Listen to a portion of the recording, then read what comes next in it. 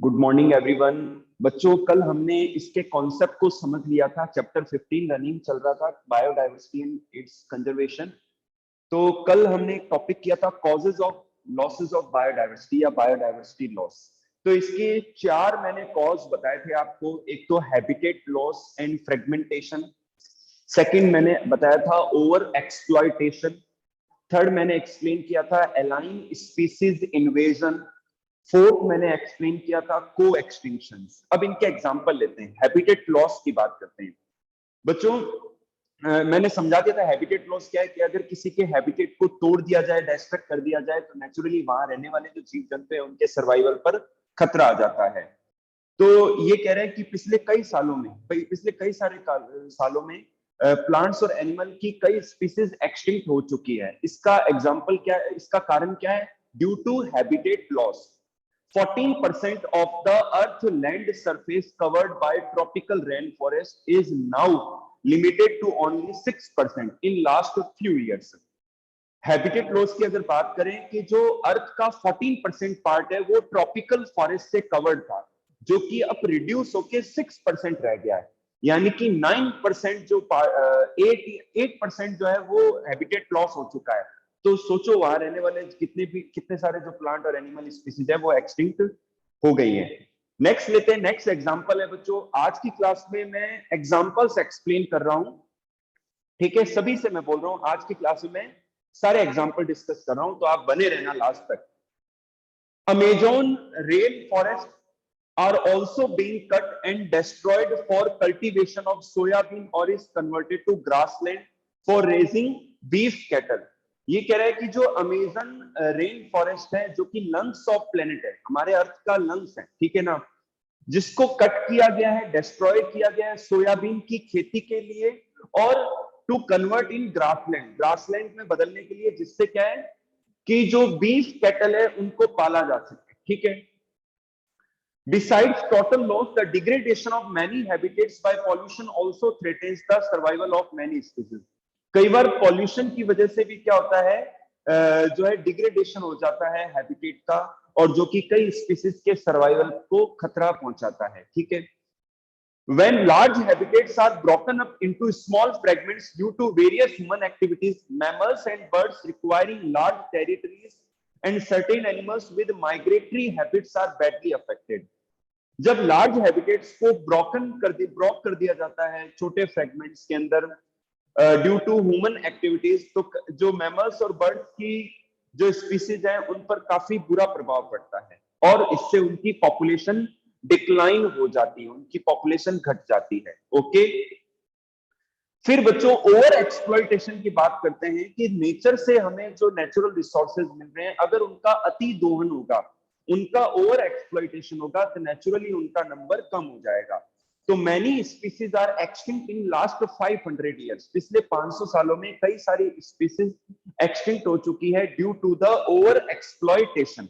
Due to the over exploitation कई सारी species extinct हो चुकी है। ओके बच्चों, एग्जाम्पल अब ध्यान से सुनना बच्चों। एग्जाम्पल मैं बता रहा हूं ओवर एक्सप्लॉयटेशन के कारण से कौन कौन सी स्पीसीज एक्सटिंक्ट हुई है। Stealers cow, passenger pigeon, stealers cow and passenger pigeon. Presently, many marine fishes are over harvested, which is threatening the existence of some commercially important species. Recently क्या हो रहा है कि जो मरीन फिशेज है वो ओवर हार्वेस्ट की जा रही हैं, जिससे कुछ कमर्शियली जो इंपॉर्टेंट स्पीसीज है उनके ऊपर खतरा मंडरा रहा है, उनके ऊपर एक थ्रेट आ रहा है कि वो एक्सटिंक्ट हो सकती हैं, ठीक है बच्चों। तो ये ओवर एक्सप्लॉयटेशन के अंदर मैंने एग्जांपल दे दिया। नेक्स्ट लेते हैं एलाइन स्पीसीज इन्वेजन। एलाइन कहते हैं बाहरी, एक्सोटिक। तो एलाइन स्पीसीज के इन्वेजन के कारण से भी जो है इंडिजिनस जो स्पीसीज है वो एक्सटिंक्ट हो जाती हैं। तो इनके एग्जांपल है बच्चों Nile perch, a large predator fish when introduced into the Lake Victoria in East Africa. ये कह रहा है कि नील पर्च एक बड़ी प्रीडेटर फिश है, जब उसको विक्टोरिया लेक में ईस्ट अफ्रीका के अंदर इंट्रोड्यूस किया गया, eventually led to the extinction of an ecologically unique assemblage of more than 200 species of cichlid fish in the lake. दोबारा सुन लीजिए, जब विक्टोरिया लेक में नील पर्च लार्ज फिश को इंट्रोड्यूस किया गया तो वहां पर 200 से भी ज्यादा जो सिक्लिड फिश है, सिक्लिड जो फिश है उनकी 200 से ज्यादा स्पीसीज एक्सटिंक्ट हो गई। नेक्स्ट लेते हैं some well known invasive weed. Weed कहते हैं अनवांटेड प्लांट को, खरपतवार को वीड कहते हैं, जो हम शो नहीं करते हैं लेकिन वो अपने आप ही ग्रो हो जाती है लैंड के अंदर और फिर वो मिनरल्स के लिए, न्यूट्रिएंट्स के लिए और वाटर के लिए compete करती है दूसरे प्लांट्स के साथ में। तो some well known invasive weed species like parthenium, parthenium बच्चों कैरेट ग्रास को कहते हैं, लेंटाना एंड वाटर हाइसिंथ, ये बच्चों वीड्स हैं, अनवांटेड प्लांट्स हैं। Parthenium, carrot grass, lantana and water hyacinth, Eichhornia had caused immense environmental damage and posed the threat to our native species। समझ में आ गई बात कि ये जो वीड्स हैं पार्थेनियम, लेंटाना और वाटर हाइसिंथ, ये एनवायरमेंटल डैमेज कॉज करते हैं और जो नेटिव स्पीसीज हैं उनके ऊपर भी एक थ्रेट पॉज करते हैं। बच्चों मैं सारे एग्जाम्पल डिस्कस कर रहा हूं तो आप लास्ट तक बने रहना। और कल से बायोटेक्नोलॉजी स्टार्ट कर रहे हैं महेश आचार्य सर, तो आप जरूर ज्वाइन करना उसको, ठीक है। और रिवीजन में पार्टिसिपेट करना है। आपको क्या करना है बच्चों, डेली आपको रिवीजन में पार्ट लेना है और वो जितना भी टॉपिक उस क्लास में समझाया जाए सेम डे आपको रिवाइज करना है। दोबारा सुन लीजिए, अब हम रिवीजन लेंगे, रिवीजन के अंदर आपको रेगुलर क्लास लेनी है और क्लास लेने के बाद में जो टॉपिक क्लास में कराया गया है सेम डे उसको तैयार कर लेना है, तो आपके बोर्ड एग्जाम की तैयारी भी साथ साथ में हो जाएगी। अब बात करते हैं बच्चों the recent introduction of African catfish. एक अफ्रीकन कैटफिश है जिसका नाम है clarias gariepinus, illegally for aquaculture purpose is posing a threat to the indigenous catfish of Indian rivers। Indian reverse के अंदर जो रिसेंट इंट्रोडक्शन हुआ है अफ्रीकन कैटफिश क्लेरियास का, उसकी वजह से जो इंडियन रिवर की जो इंडिजिनस स्पीसीज है वो एक्सटिंक्ट होना शुरू हो गई है या उनके ऊपर एक थ्रेट मंडराने लग गया है। नेक्स्ट लेते हैं बच्चों को एक्सटिंक्शन। को एक्सटिंक्शन मैंने कल बताया था कि दो स्पीसीज अगर म्यूचुअली डिपेंडेंट है तो एक स्पीसीज के एक्सटिंक्ट होने पर दूसरी स्पीसीज भी एक्सटिंक्ट हो जाती है, ठीक है। तो when a species becomes extinct, the plant and animal species associated with it in an obligatory way also become extinct। मतलब एक स्पीसीज जब एक्सटिंक्ट हो जाती है तो उसके ऊपर कोई प्लांट या एनिमल स्पीसीज जो डिपेंडेंट है या एसोसिएटेड है वो भी एक्सटिंक्ट हो जाती है। Example, if a species of fish becomes extinct, अगर कोई फिश की स्पीसीज एक्सटिंक्ट हो जाती है, all the parasites to that fish also face extinction. जितने भी पैरासाइट है उस फिश के वो भी एक्सटिंक्ट होने लग जाते हैं। Similarly, in case of a co-evolved plant pollinator, extinction of one species invariably leads to the extinction of the other। अगर हम बात करें co-evolved plant pollinators की, जैसे कि एक प्लांट है और उसका कोई पॉलिनेटर दूसरा बर्ड या कोई एनिमल है, तो नेचुरली अगर वो एनिमल या बर्ड अगर एक्सटिंक्ट हो जाता है तो वो प्लांट स्पीसीज भी धीरे धीरे एक्सटिंक्ट होती है क्योंकि पॉलिनेशन नहीं हो पाता है, ठीक है बच्चों। तो ये एग्जाम्पल हो गया को एक्सटिंक्शन का। नेक्स्ट लेते हैं बच्चों बायोडाइवर्सिटी कंजर्वेशन। बायोडाइवर्सिटी को कंजर्व क्यों किया जाना चाहिए, जिससे हमारी आने वाली पीढ़ियों को भी जो नेचुरल रिसोर्सेज हैं या जो हैं वो अवेलेबल हो सके और सस्टेनेबल उसका जो है बेनिफिट्स सभी को मिलता रहे, तो इसलिए हमें बायोडाइवर्सिटी कंजर्वेशन करना चाहिए। कल हमने टॉपिक डिस्कस किया था reasons for conserving biodiversity. Biodiversity को कंजर्व करने के रीजंस हमने समझे थे, आज इनके कुछ एग्जाम्पल पढ़ेंगे बच्चों, ध्यान से बने रहना क्लास के अंदर। रीजन क्या क्या थे? फर्स्ट था नैरोली यूटिलिटेरियन आर्ग्यूमेंट, सेकंड है ब्रॉडली यूटिलिटेरियन आर्ग्यूमेंट और थर्ड है इथिकल आर्ग्यूमेंट। थर्ड क्या है? इथिकल आर्ग्यूमेंट है। तो नैरोली यूटिलिटेरियन में बताया था मैंने कि humans derive direct economic benefits from the nature. Nature से ह्यूमन डायरेक्ट फायदे या बेनिफिट्स उठाता है, जैसे कि food, firewood, fibre, construction material, industrial products जैसे कि टैनिन, लुब्रिकेंट्स, डाइज,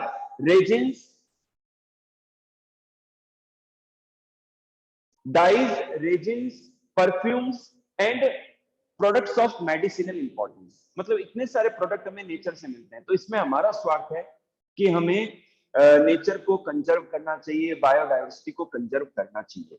ठीक है। Second, more than 25% of the drugs currently sold in the market worldwide are derived from plants। पूरे वर्ल्ड के अंदर जितनी भी ड्रग्स जो है सेल की जा रही है, बेची जा रही है, 25% से भी ज्यादा जो है वो हमें प्लांट से मिलती है।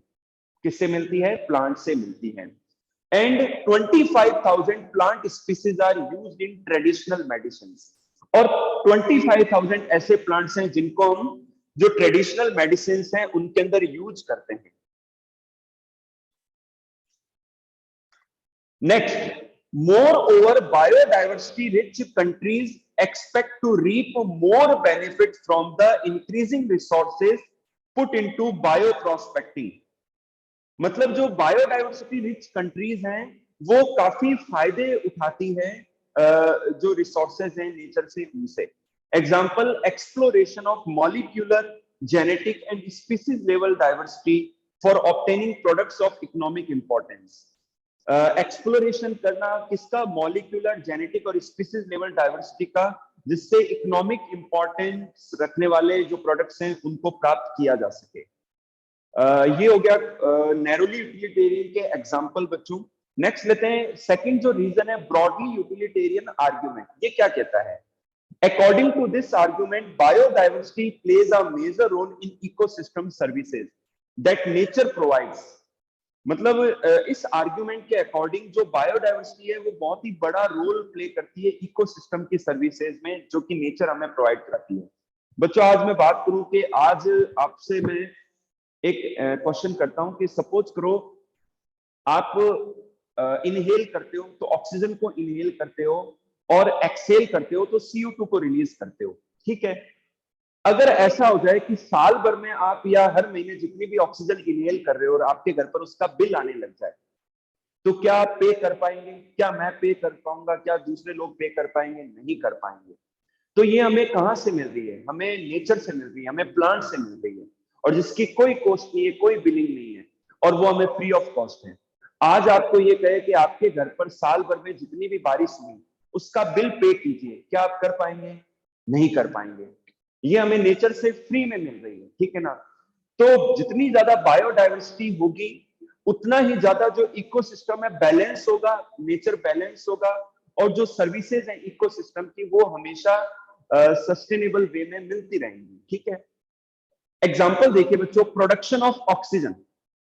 मैं एग्जांपल दिया ही था मैंने, production of oxygen. Example, Amazon forest produce 20% of the total oxygen in the earth atmosphere. जो अमेजोन फॉरेस्ट है वो टोटल ऑक्सीजन का 20% ऑक्सीजन प्रोड्यूस करता है वाया फोटोसिंथेसिस, फोटोसिंथेसिस के द्वारा।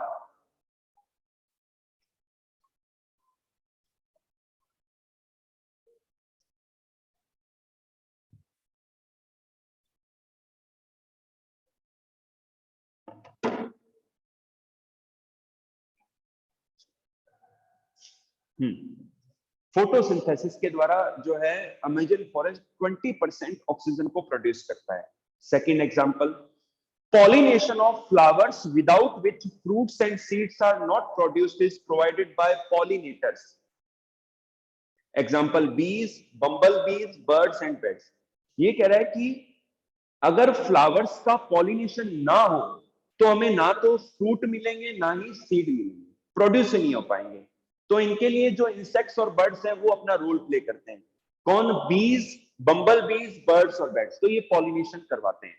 नेक्स्ट लेते हैं, control of floods and soil erosion. जितने ज्यादा प्लांट्स होंगे, प्लांट की स्पीसीज ज्यादा होगी, तो उतना ही ज्यादा क्या है, फ्लड जो आती है, बाढ़ जो आती है, उन पर कंट्रोल रहेगा और सॉइल का इरोजन भी नहीं होगा।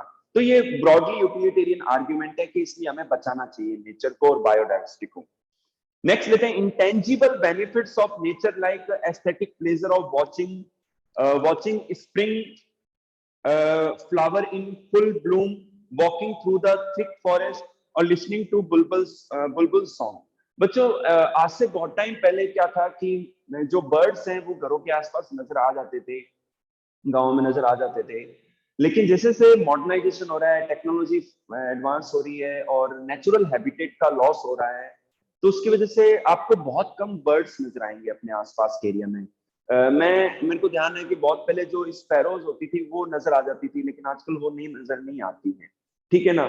तो ये एक अपने आप की एक अलग अनुभूति है, एक अपने आप का एक अलग ही मतलब एक फीलिंग है कि आप नेचर को देखते हो, फ्लावर्स को देखते हो, फॉरेस्ट को देख पाते हो और जो बर्ड्स हैं उनके आवाज को सुन पाते हो। तो ये भी तो ये तभी पॉसिबल होगा जब नेचर कंजर्व रहेगा, बायोडाइवर्सिटी का कंजर्वेशन होगा। नेक्स्ट लेते हैं इथिकल आर्ग्यूमेंट। इथिकल आर्ग्यूमेंट ये कहता है कि ये जो लिगेसी है, ये जो विरासत है, बायोडाइवर्सिटी है या जो नेचुरल रिसोर्सेज है, ये बनी रहे, तो इसलिए हमारा ये नैतिक कर्तव्य है कि हमें उन्हें बचाना चाहिए, ठीक है। ये कह रहा है कि every species has an intrinsic value even if it is not of any economic value to us. तो कह रहा है कि प्रत्येक जो स्पीसीज है उसकी अपनी एक वैल्यू है, अपनी एक इंपॉर्टेंस है, चाहे वो इकोनॉमिकली इंपॉर्टेंट ना हो, लेकिन फिर भी उसकी एक वैल्यू है। Second thing, it is our moral duty to care for their well-being and pass on our biological legacy in good order to future generations. ये हमारा नैतिक कर्तव्य है कि हम उनकी वेल-बीइंग का केयर करें और ये जो बायोलॉजिकल लीगेसी है ये एक अच्छे ऑर्डर में फ्यूचर जनरेशंस को भी मिले। Moreover, many plants like tulsi and people have religious importance as well. इसके अलावा कई सारे प्लांट जैसे कि तुलसी है और पीपल है जिनका धार्मिक महत्व है। नेक्स्ट लेते हैं बच्चों अप्रोचेस टू कंजर्व बायोडाइवर्सिटी। तो बच्चों बायोडाइवर्सिटी को कंजर्व करने की दो अप्रोच मैंने बताई थी, एक तो इन सिटू कंजर्वेशन और ऑन साइट कंजर्वेशन, यानी कि जो नेचुरल हैबिटेट है वहीं पर जो वाइल्ड एनिमल है, प्लांट स्पीसीज है, उनको प्रोटेक्शन दिया जाए और उनको बचाया जाए, ठीक है। इसे कहते हैं इन सिटू कंजर्वेशन। सेकंड लेते हैं एक्स सिटू कंजर्वेशन या ऑफ साइट कंजर्वेशन। जो नेचुरल हैबिटेट है वहां से कलेक्ट करके जो एनिमल है या प्लांट स्पीसीज को किसी और प्रोटेक्टेड एरिया में ग्रो करवाया जाए, रखा जाए, तो इसे कहते हैं एक्स सिटू कंजर्वेशन या of site conservation. In situ conservation के एग्जांपल पहले डिस्कस करेंगे, इसलिए इसके लिए वर्ल्ड में अलग अलग कंट्रीज ने और इंडिया में भी जो है national parks, wild life centuries, safari parks, biosphere reserves ये बनाए गए हैं, घोषित किए गए हैं, जो कि मैं एग्जांपल में आपको एक्सप्लेन कर देता हूं। तो सबसे पहले लेते हैं बच्चों बायोडाइवर्सिटी हॉटस्पॉट्स। बच्चों biodiversity hotspot in situ conservation को समझ रहे हैं। बायोडाइवर्सिटी हॉटस्पॉट क्या है? This is an approach for in situ method of conservation. मतलब बायोडाइवर्सिटी हॉटस्पॉट्स क्या है? These are the regions with very high level of species richness. मतलब ये वो क्षेत्र हैं जहां पर कोई स्पीसीज बहुत ही हायर लेवल पर पाई जाती है, हाई डिग्री ऑफ एंडेमिज्म पाया जाता है। मतलब वो स्पीसीज वहीं पाई जाती है और कहीं और नहीं पाई जाती है, वहां ज्यादा संख्या में पाई जाती है। And accelerated habitat loss. Initially 25 biodiversity hotspots were identified. Now there are 34 hotspots all over the world. Hotspots क्या है बच्चों? ये वो एरिया है जहां पर कोई पर्टिकुलर स्पीसीज ज्यादा नंबर में पाई जाती है, हायर नंबर में पाई जाती है और कहीं नहीं पाई जाती, इन्हें हम हॉटस्पॉट्स कहते हैं। तो इनिशियली ये 25 थे, आइडेंटिफाई किए गए थे, लेकिन अभी ये ऑल ओवर वर्ल्ड 34 है। टोटल कितने? 34 हॉटस्पॉट्स हैं।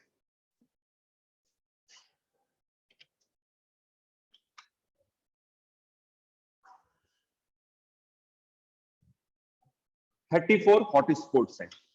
नेक्स्ट एग्जांपल लेते हैं बच्चों। ये सारा डेटा मैं आपसे डिस्कस कर रहा हूं बच्चों।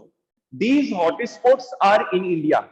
इंडिया के अंदर कौन कौन से हॉटस्पॉट है? ध्यान से सुनिए। वेस्टर्न घाट्स है, Indo Burma and eastern Himalaya. Indo Burma और ईस्टर्न हिमालय और जो श्रीलंका के आसपास के जो घाट है वो भी इंडिया की कंट्री के आसपास के हॉटस्पॉट्स हैं, ठीक है। If all the biodiversity hotspots are put together, अगर सभी बायोडाइवर्सिटी हॉटस्पॉट्स एक साथ रखे जाएं, they cover less than 2% of the earth land area.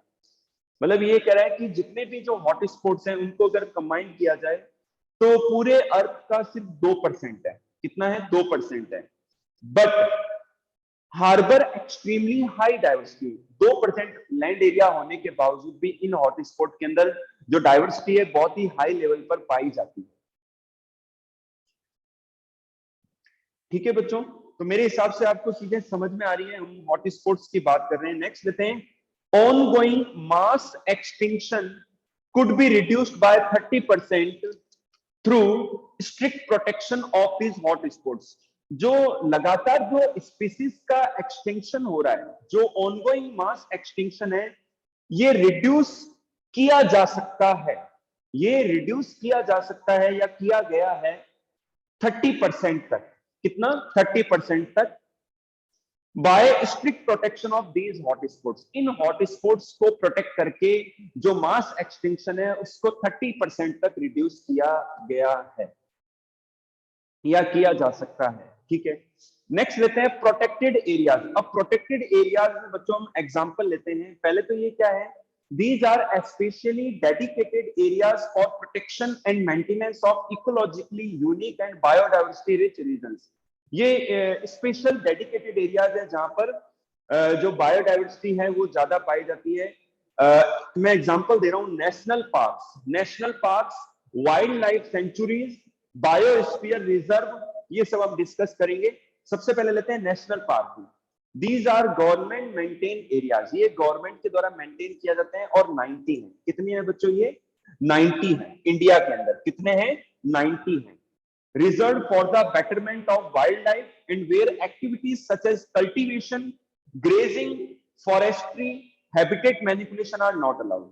मतलब ये रिजर्व्ड एरियाज हैं इंडियन गवर्नमेंट के द्वारा जहां पर कल्टीवेशन, ग्रेजिंग, फॉरेस्ट्री और हैबिटेट मैनिपुलेशन अलाउड नहीं है। नेक्स्ट लेते हैं, the first national park was established in India in 1936। ये कंपटीशन का क्वेश्चन है बच्चों कि जो फर्स्ट नेशनल पार्क है वो इंडिया में कब एस्टैब्लिश किया गया? 1936 में। इसका क्या नाम था? इसका इनिशियली नाम था हेलीज नेशनल पार्क। क्या नाम था? हेलीज नेशनल पार्क। अब इसका नाम है जिम कॉर्बेट नेशनल पार्क। क्या नाम है? बाद में इसका नाम रख दिया गया Jim Corbett national park. Second लेते हैं बच्चों, wild life sanctuaries. Wild life sanctuaries क्या है? They are tracts of land with और विदाउट लैक। ये जमीन के वो ट्रैक्ट हैं जहां पर लैक पाई भी जाती है और नहीं भी पाई जाती है। Where wild animals can take refuge without being hunted, जहां पर जो वाइल्ड एनिमल्स हैं वो मूव कर सकते हैं, यहाँ पर शिकार नहीं होता, हंटिंग नहीं होती। Their number is 448 in India. तो वाइल्ड लाइफ सेंचुरीज कितनी है इंडिया के अंदर? 448 है, 448।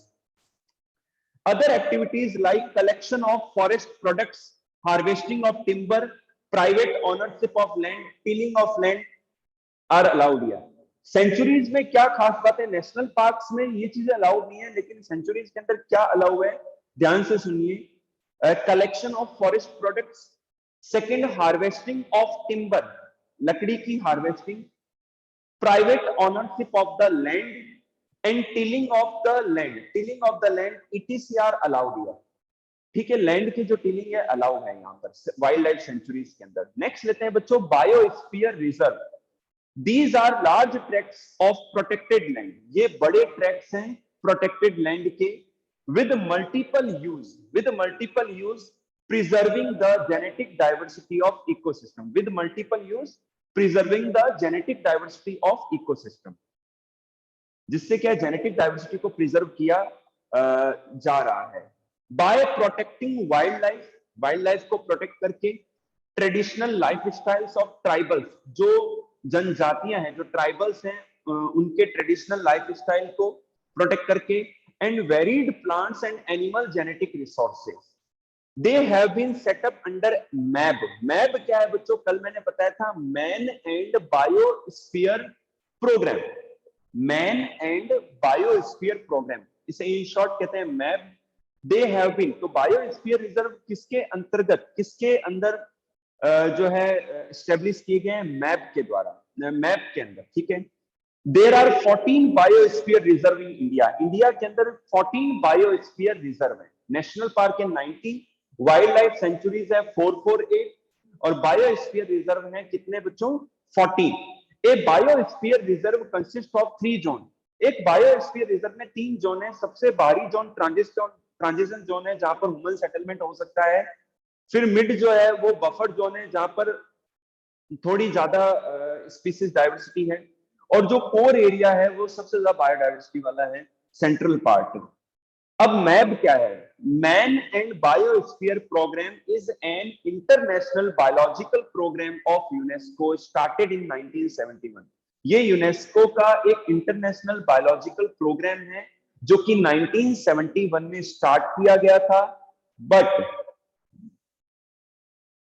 Introduced in India in 1986। India के अंदर इसे 1986 के अंदर इंट्रोड्यूस किया गया।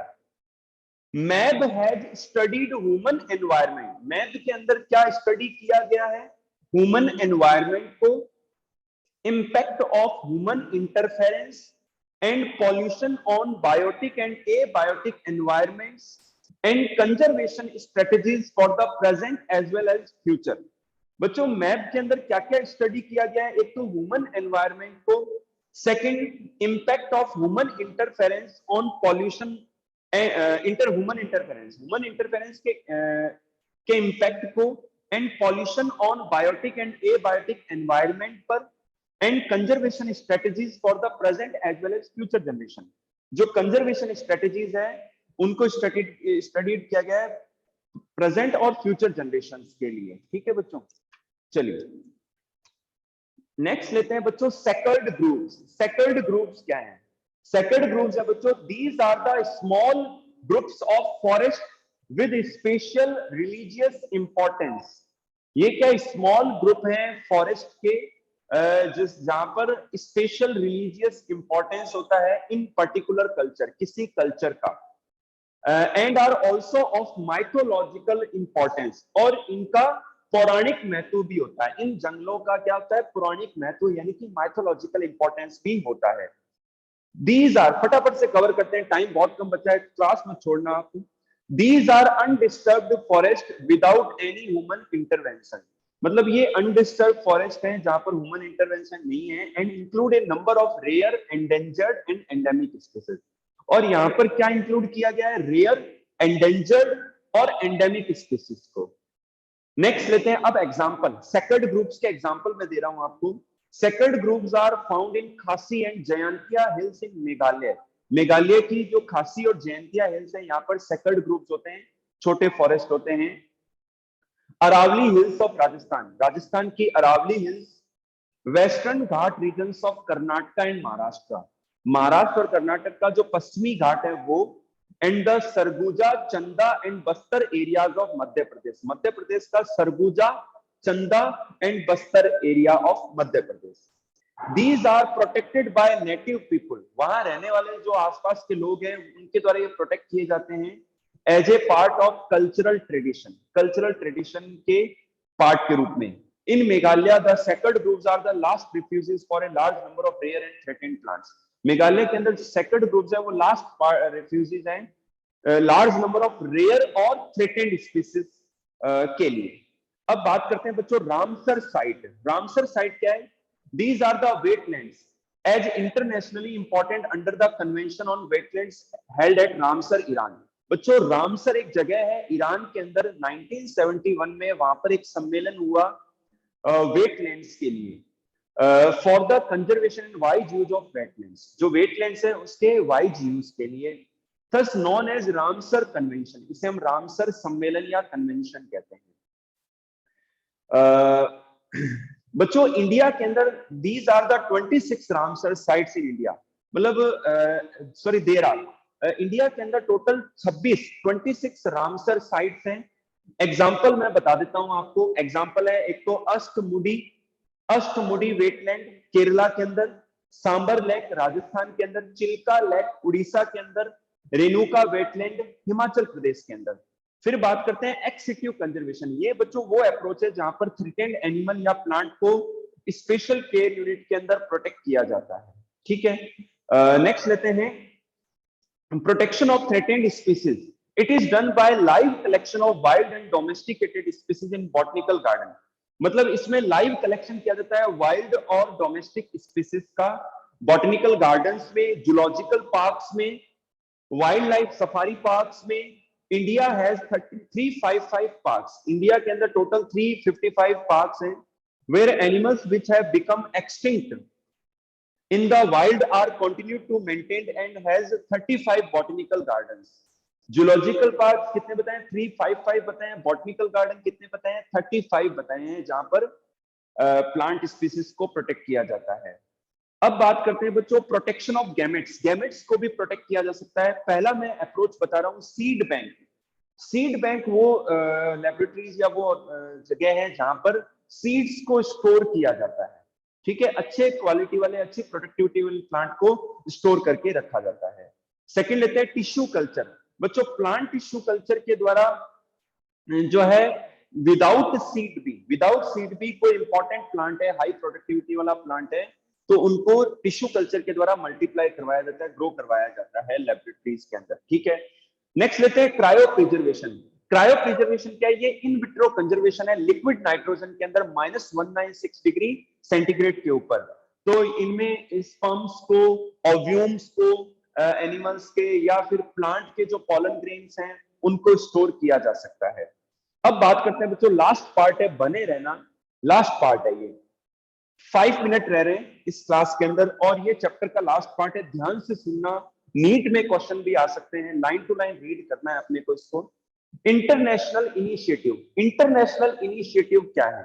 Biodiversity conservation is a collective responsibility of all the nations. ये सभी नेशंस की कलेक्टिव रेस्पॉन्सिबिलिटी है बायोडाइवर्सिटी कंजर्वेशन की। Convention on biological diversity earth summit held in Rio de Janeiro in 1992। बच्चों बायोलॉजिकल डाइवर्सिटी पर एक सम्मेलन हुआ, एक कन्वेंशन हुआ जिसे हम अर्थ समिट भी कहते हैं, जो कि 1992 में रियो डी जेनेरियो ब्राजील के अंदर हुआ। Called upon all the nations to take initiative in biodiversity conservation. और इस सम्मेलन में यह कहा गया सभी नेशंस को कि बायोडाइवर्सिटी को कंजर्व किया जाए। इन ए फॉलोअप, इसी के फॉलोअप में world summit on sustainable development was held in 2002। अब इसी के फॉलोअप में 2002 में एक वर्ल्ड समिट हुई जोहानिसबर्ग साउथ अफ्रीका के अंदर। जोहानिसबर्ग साउथ अफ्रीका में 2002 में ये वर्ल्ड समिट हुई। In this 190 countries made commitment to significantly reduce the current rate of biodiversity loss at global, regional and local levels by 2010। इसमें ये 190 countries ने ये कमिटमेंट किया to significantly reduce the current rate of biodiversity loss. Biodiversity के loss को कम किया जाए ग्लोबल लेवल पर, रीजनल लेवल पर और लोकल लेवल पर बाय 2010, 2010 तक। फिर लेते हैं इन 2012 में the United Nations conference on sustainable development was again held at Rio and is called Rio +20 और रियो अर्थ समिट 2012। 2012 में फिर से यूनाइटेड नेशंस की कॉन्फ्रेंस हुई for the sustainable development, again Rio de Janeiro Brazil के अंदर। इसे रियो +20 या रियो अर्थ समिट, रियो +20 या रियो अर्थ समिट 2012 कहा गया।